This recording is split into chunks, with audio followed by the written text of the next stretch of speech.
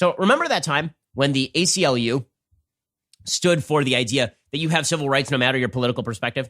Remember that time when they stood for the idea that people had a right to due process and a right to free speech? Not anymore.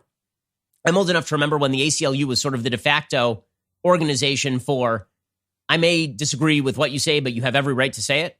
Now the ACLU's message is, if we don't like you, then we are going to sue you. So they've just become like every other left-wing legal agitprop association. Here's the latest indicator. According to NBC News, Education Secretary Betsy DeVos's revised federal guidelines on how sexual assault allegations should be handled on college and K-12 campuses are the target of a federal lawsuit filed Thursday, claiming that the changes would inflict significant harm on victims and dramatically undermine their civil rights. The rules championed by DeVos effectively bolster the rights of due process for those accused of sexual assault and harassment, allowing for live hearings and cross-examinations.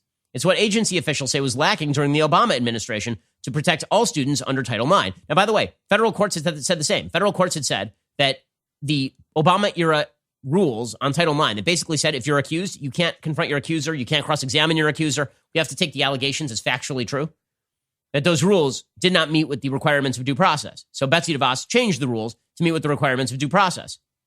Now, the ACLU is filing a lawsuit against due process.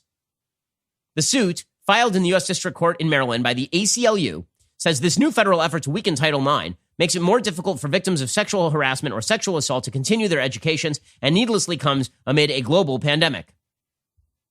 So the ACLU has now completely shifted its perspective.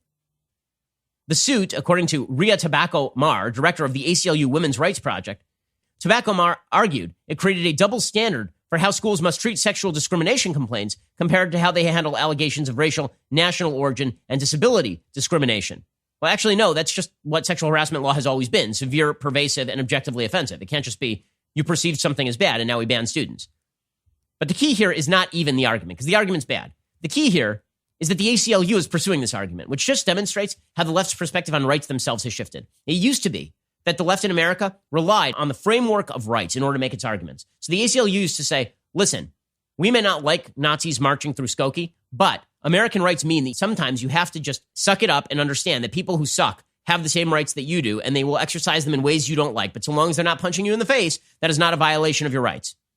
The ACLU used to stand up for the proposition that rights were non-discriminatory, that rights themselves were a good that everybody had. They're inalienable rights. Like the ACLU agreed with the right on this and with libertarians on this. Now the ACLU has bought into the left-wing trope that rights are inherently unequal, that the right to free speech is unequal and bad. Why? Because the right to free speech might offend some people, because there are more powerful people and less powerful people. And so if everyone has the right to free speech, the people who are most likely to benefit from the right to free speech are the people who are the most powerful.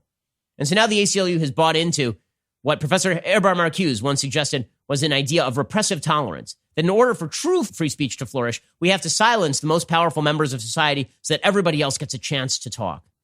Right? It's this bizarre version of rights that you see sort of imitated by crazy people like Sarai Rao when she will have white privilege sessions at people's dining room tables and tell the white people to shut up, and people will pay her for this privilege. Because she'll say, well, you don't get to talk because of your privilege. This is what you see on college campuses a lot. This idea that any right that is equally applied can never actually be equal. It is actually an application of inequality and a deepening of inequality. Same thing with economic rights. If we say you have property rights, that only helps people who are more rich. That only helps people with property. True property rights would be removing rights to property for people who are more powerful and richer and giving them to people who have less power and are poorer. Now understand, that's no longer a right. That is now a redistributive, coercive tactic. But that's what the ACLU is now standing for. They're basically saying due process should be redistributed. Due process, which used to be a right for everybody. Right? Whether you were rich or poor, you got due process. Whether you were black or white, you got due process. This is what the ACLU used to stand for. Male or female, due process. Now the ACLU says, if we have due process, it could hurt women who have to confront their accuser. And therefore, we need to have no due process for men, but yes, due process for women. Okay, this is the end of any semblance of an American polity. You cannot have a country where the rights do not equally apply. You cannot have a country where we decide how the law applies based on race, sex, or class. If you do that, it's no longer law. Now it is just an arbitrary metric of which groups are in power politically. By the way, it was really bad when people used to apply law unequally. I think we were all in agreement on that, correct? Jim Crow was evil. Laws applied unequally to men and women, evil. And yet now you have the ACLU openly stumping for that. Oh, but it's pretty incredible. And it demonstrates the mentality shift that has happened in this country.